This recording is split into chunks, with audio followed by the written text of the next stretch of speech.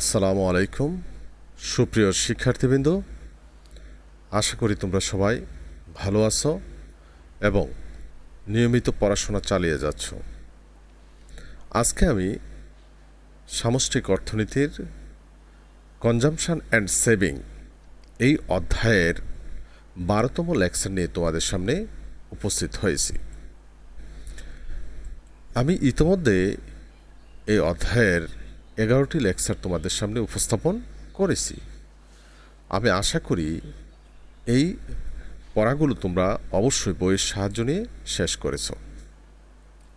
যাই হোক, আজকে তারই এক ধারাবাহিক আলোচনা।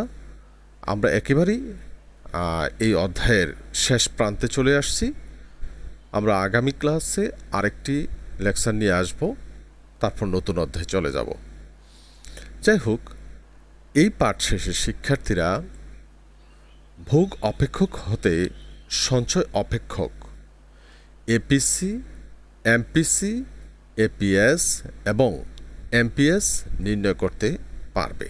আমরা যদিও আগের ক্লাসগুলোতেও এপিসি, এমপিসি, এপিএস এবং এমপিএস বের করা শিখেছিলাম, তারপরেও এটা একই সাথে একটা প্রশ্ন হিসাবে আবার আমরা নিয়ে আসলাম। ঠিক আছে, দেখে আজকে আমাদের আলোচনাটা। প্রথমে শুরু করব ভোগ অপেক্ষক দিয়ে। আমরা এইটাও কিন্তু পড়ে ফেলছি, মনে আছে কিনা দেখো। যে অধ্যাপক জেম কেইন্স হচ্ছে এই ভোগ অপেক্ষকের প্রবক্তা।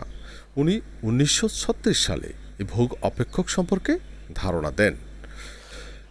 আর এই যে ভোগ অপেক্ষকটা আসলে কি বলছে, দেখো আমাদের আয়ের সাথে কিন্তু ভোগের একটা সম্পর্ক আছে, একেবারে সরাসরি একটা সম্পর্ক। এই যে ভোগ এবং আয়ের মধ্যে বিদ্যমান ক্রিয়াগত সম্পর্ক, এই সম্পর্কটাকে আসলে বলা হয় ভোগ অপেক্ষক। আবার বলছি কথাটা, ভোগ এবং আয়ের মধ্যে বিদ্যমান ক্রিয়াগত সম্পর্ককেই ভোগ অপেক্ষক বলা হয়। তাহলে এটা যদি আমরা অপেক্ষক আকারে লিখি, তাহলে লিখতে পারি সি সমান সমান ফাংশন অফ ওয়াই, যেখানে সি হচ্ছে ভোগ ব্যয় আর ওয়াই হচ্ছে আয়, আর এফ হচ্ছে অপেক্ষক বা ফাংশন হিসেবে এখানে ব্যবহার করা হয়েছে। দেখো, আর এখানে আমরা যে কথাটা বলছিলাম, আয়ের সাথে ভোগের সম্পর্ক হচ্ছে কেমন, ধনাত্মক। অর্থাৎ আয় যদি বাড়ে তাহলে ভোগ ব্যয় কী হবে, বাড়বে।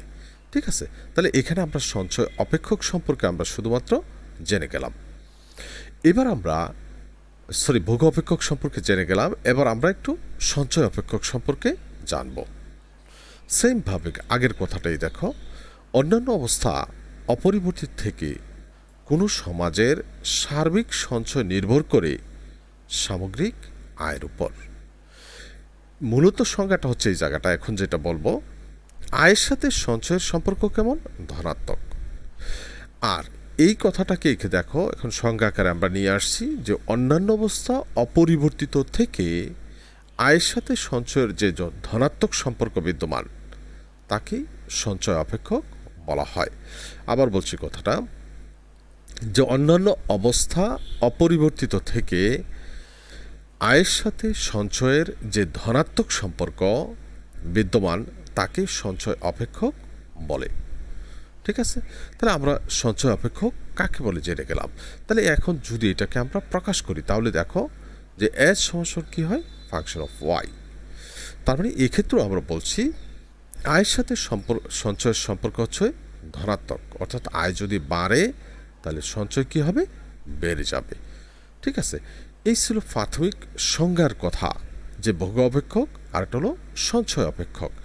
এবার আমরা আসলে দুইটা স্বল্পকালীন অপেক্ষক, আমরা একটা ভোগ অপেক্ষক নেব, এখান থেকেই আমরা সঞ্চয় অপেক্ষক নির্ণয় করাটা শিখব।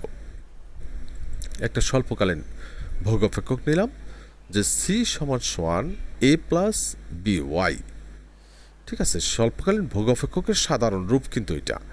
তাহলে দেখো, আমরা জানি কি সঞ্চয় অপেক্ষক এস সমান সমান কি, সঞ্চয়ের সংজ্ঞাটা কি মনে আছে? আয় থেকে ভোগ ব্যয় বাদ দেওয়ার পর যা অবশিষ্ট থাকে সেটাকে বলা হয় সঞ্চয়। তাহলে তুমি লেখো যে এস সমান সমান ওয়াই মাইনাস কি সি। তাহলে এখন সি এর মানটা কি আমার কাছে আসে না, এই যে এই মানটা বসাবো। সি সমান কত আছে A plus B Y, Y minus A plus B Y. তাহলে এখন এখানে আমরা লিখতেছি দেখো ওয়াই, আর এটা ব্র্যাকেটটা যখন উঠে দেব মাইনাস এ মাইনাস বি ওয়াই, এই যে মাইনাসে আর প্লাসে কী হয়ে গেছে মাইনাস হয়ে গেছে। এখন দেখো যদি আমি সাজাই লিখি minus A plus Y minus B Y, Y minus B Y. তাহলে এখন দেখো তো মাইনাস এ প্লাস এখান থেকে ওয়াই কমন নিলাম, তাহলে রয়েছে কত ওয়ান মাইনাস বি। এটি হচ্ছে সঞ্চয় অপেক্ষক। এখানে কিছু কিছু মাথায় রাখবা, সেটা হচ্ছে এটা ছিল স্বয়ংভূত ভোগ। এই স্বয়ংভূত ভোগ যে ভোগটা আয়ের উপর নির্ভর করে না, ঠিক আছে, এইটাই স্বয়ংভূত ভোগটা। এখানে দেখো এটার সামনে কি আসছে মাইনাস, অর্থাৎ এটাকে স্বয়ংভূত অসঞ্চয় বলা হয়। এই যে ভোগটা আয়ের উপর নির্ভর করে না, ব্যক্তি এই ভোগটা ঋণ করে কিন্তু পরিচালনা করে, তার মানে এটা হচ্ছে ঋণাত্মক অসঞ্চয়।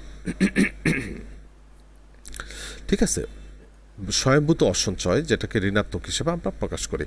আবার দেখো এখানে ভোগরেখার ঢাল ছিল কত বি, আর এখানে আসছে কত সঞ্চয় রেখার ঢাল হচ্ছে ওয়ান মাইনাস বি। এই ভোগ রেখার ঢালের মান যদি বাড়ে তাহলে সঞ্চয় রেখার ঢালের মান কিন্তু কমে যাবে। ভোগ রেখার ঢালের মান যদি কমে সঞ্চয় রেখার ঢালের মান কিন্তু বাড়বে। অর্থাৎ সোজা কথা, এটাকে আরেকটা নামে কিন্তু বলছিলাম যে প্রান্তিক ভোগ প্রবণতা, তার মানে এইটা হচ্ছে প্রান্তিক সঞ্চয় প্রবণতা এই পুরাটা, ঠিক আছে, ওয়ান মাইনাস বিটা।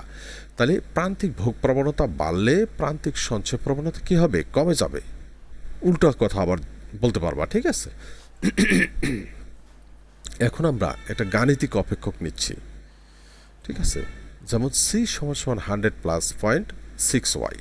সেমভাবে তুমি এটা থেকে সঞ্চয় অপেক্ষক নির্ণয় করো। তাহলে আমরা জানি কি এস সমান সমান ওয়াই মাইনাস সি। এবার সি এর জায়গায় মানটা বসাবো, ওয়াই মাইনাস সি এর মানটা বসিয়ে দিলাম। হ্যাঁ, এবার দেখো এই যে ওয়াই, এখানে কয়টা ওয়াই, ওয়ান ওয়াই। তাহলে আমি মাইনাস 100টাকে এখন ব্র্যাকেটটা উঠাইছি, দেখো ওয়াই মাইনাস 100 মাইনাস 0.6y।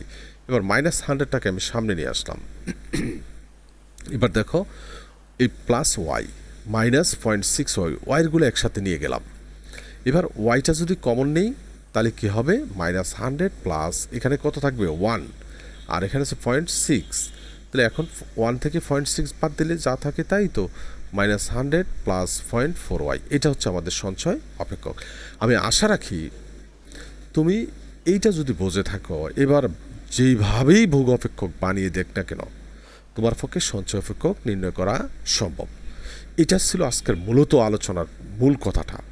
এখন আমরা এখানে গড় ভোগ প্রবণতা, গড় সঞ্চয় প্রবণতা, তারপরে কিনা কয় প্রান্তিক ভোগ প্রবণতা, প্রান্তিক সঞ্চয় প্রবণতা,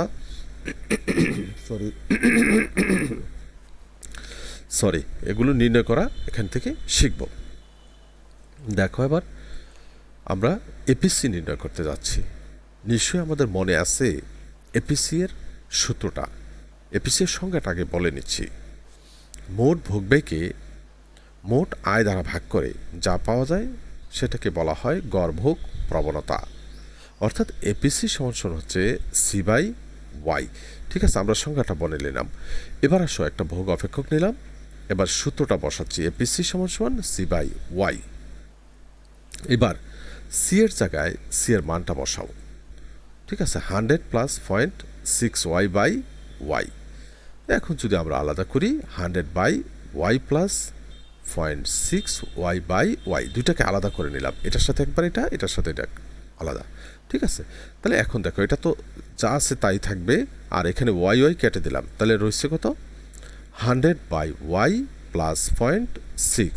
এটি হচ্ছে আমাদের গড় ভোগ প্রবণতা। অর্থাৎ একটা ভোগ অপেক্ষক দেয়া থাকলে এখান থেকে আমরা এভাবে গড় ভোগ প্রবণতা কি করব বের করব। এবার যাচ্ছি আমি প্রান্তিক ভোগ প্রবণতা নির্ণয় করব। তাহলে আবারও আমরা তার আগে আমরা একটু বলে নিচ্ছি প্রান্তিক ভোগ প্রবণতা কাকে বলে, মনে আছে কিনা। বলছি মোট ভোগব্যয়ের পরিবর্তন এবং আয়ের পরিবর্তনের অনুপাতটাকে বলা হয় প্রান্তিক ভোগ প্রবণতা। ভোগব্যয়ের পরিবর্তন এবং আয়ের পরিবর্তনের অনুপাতটাকে বলা হয় প্রান্তিক ভোগ প্রবণতা। দেখো এটাকে যদি আমরা এবার একটা ভোগ অপেক্ষক নিচ্ছি, এখন এটাকে সূত্র আকারে লিখলাম এমপিসি সমান সমান হচ্ছে ডিসি বাই ডিওয়াই। আমরা ডেল দিয়েও লিখতে পারি del C by del Y. অন্তরীকরণের আমরা যেহেতু এটার সাথে পরিচিত এই জন্য এটাই নিয়ে গেলাম। দেখো ডি ডিওয়াই আর এস সি এর মানটা আমরা বসালাম। সি এর মানটা ছিল কত 100 প্লাস 0.6y। এবার দেখো এখানে কিন্তু এটা ধ্রুবক রাশি, ধ্রুবক রাশির ডিফারেন্সিয়েশন সবসময় কী হবে 0 হবে। আর এখানে ওয়াই আছে, এখানে দেখো ওয়াই সাপেক্ষে ওয়াই ডিফারেন্সিয়েশন হচ্ছে 1, তাহলে রইল কত এখানে 0 আর এখানে হচ্ছে 0.6, তার মানে শেষ পর্যন্ত রেজাল্টটা কত 0.6। এটা হলো আমাদের প্রান্তিক ভোগ প্রবণতা। তার মানে এই ধরনের যে কোনো ভোগ অপেক্ষক যদি আমাকে দেয়া থাকে তাহলে আমি এইভাবেই আমরা কি করতে পারবো প্রান্তিক ভোগ প্রবণতার মান বের করতে পারবো। এবার যাব গড় সঞ্চয় প্রবণতা বের করার জন্য। তার আগে আমি আবারও সংখ্যাটা বলে নিচ্ছি তোমাদের মনে রাখার জন্য আর কি, যে মোট সঞ্চয়কে মোট আয় দ্বারা ভাগ করে, মোট সঞ্চয়কে মোট আয় দ্বারা ভাগ করে যা পাওয়া যায় তাকে গড় সঞ্চয় প্রবণতা বলে। তার মানে সূত্রটা কী ছিল এপিএস সমান সমান এস বাই ওয়াই। তাহলে এক্ষেত্রে আমরা যেহেতু এখানে একটু কথা বলে রাখি, যদি সঞ্চয় অপেক্ষক দেওয়া থাকে সরাসরি আমরা সঞ্চয় অপেক্ষক থেকে কী করতে পারবো এপিএস বের করতে পারবো। আর যদি সঞ্চয় অপেক্ষক দেয়া না থাকে ভোগ অপেক্ষক দেয়া থাকে তাহলে আমাকে প্রথমেই সঞ্চয় অপেক্ষক মানে ভোগ অপেক্ষক থেকে সঞ্চয় অপেক্ষকটা নির্ণয় করে নিতে হবে, ঠিক আছে। তাহলে যাই হোক আমরা এখানে সরাসরি আজকে যে সঞ্চয় অপেক্ষকটা নির্ণয় করলাম সেটাকে ব্যবহার করে আমরা এপিএস এবং এমপিএস এর মানটা নির্ণয় করব। তাহলে আমরা সরাসরি সূত্রটা প্রয়োগ করলাম এপিএস সমান সমান এস বাই ওয়াই। তাহলে এস এর মানটা আমরা বসিয়ে দিলাম। তাহলে এখন দেখো যে -100 by Y plus 0.4 Y by Y. এবার এই ওয়াই ওয়াই কেটে দিলাম, তো রয়েছে কত -100 বাই ওয়াই প্লাস 0.4। এটি হচ্ছে আমাদের এপিএস মানে কিনা করে সঞ্চয় অপেক্ষক থেকে এপিএস এর মান বের করা। তাহলে এখন দেখো এই ধরনের যে কোনো অপেক্ষক দেয়া থাকলে তুমি পারবে কিনা, তোমার সাহস হচ্ছে কিনা, অবশ্যই পারবে। এর সোজা একটা কথা কাজ, ঠিক আছে। তাহলে আমরা এবার যাব এমপিএস নির্ণয় করা। তাহলে প্রথমে আমরা এমপিএসের সংজ্ঞাটা বলে নিচ্ছি। বলছি যে সঞ্চয়ের পরিবর্তন এবং আয়ের পরিবর্তনের অনুপাতটাকে বলা হয় প্রান্তিক সঞ্চয় প্রবণতা, ঠিক আছে। তাহলে সূত্রটা কি হবে del S by del Y অথবা D S by D Y দিয়ে আমরা লিখতে পারবো। এক্ষেত্রে আমি আবার বলছি যদি তোমাকে একটা ভোগ অপেক্ষক দেয়া থাকে তারপরে যদি বলে এমপিএস নির্ণয় করো তাহলে তোমাকে অবশ্যই প্রথমে সঞ্চয় অপেক্ষক নির্ণয় করতে হবে, তারপরে প্রান্তিক সঞ্চয় প্রবণতার মান বের করতে হবে। যাই হোক আমরা তো আগে যেহেতু আজকে ভোগ অপেক্ষক থেকে সঞ্চয় অপেক্ষক নির্ণয় করেছি এজন্য আমরা সরাসরি ওই মানে অপেক্ষকটাকে এখানে ব্যবহার করব। তাহলে দেখো এমপিএস সমান সমান ডিএস বাই ডিওয়াই সূত্রটা লিখলাম। তাহলে এখন এখানে এস এর মানটা বসাবো। এস এর মান কত -100 প্লাস 0.4 ওয়াই। এবার দেখো এটা তো ধ্রুবক অংশ, তাহলে ধ্রুবক অংশের ডিফারেন্সিয়েশনের মান কত 0। আর এখানে ওয়াই আছে, দেখো ওয়াই সাপেক্ষে ওয়াই ডিফারেন্সিয়েশন হচ্ছে 1, তাহলে কত হবে এখানে 0 আর এখানে আছে 0.4, তাহলে রেজাল্ট কত 0.4। এটা হচ্ছে আমাদের প্রান্তিক সঞ্চয় প্রবণতার মান। তাহলে আমরা দেখলাম যখনই কোনো সঞ্চয় অপেক্ষক দেয়া থাকবে বা আমরা ভোগ অপেক্ষক থেকে সঞ্চয় অপেক্ষক বের করতে পারবো, তারপরে এটাকে ব্যবহার করে এটা থেকে আমরা গড় সঞ্চয় প্রবণতা এবং প্রান্তিক সঞ্চয় প্রবণতার মানও নির্ণয় করতে পারবো। এই ছিল মূলত আজকের আলোচনা।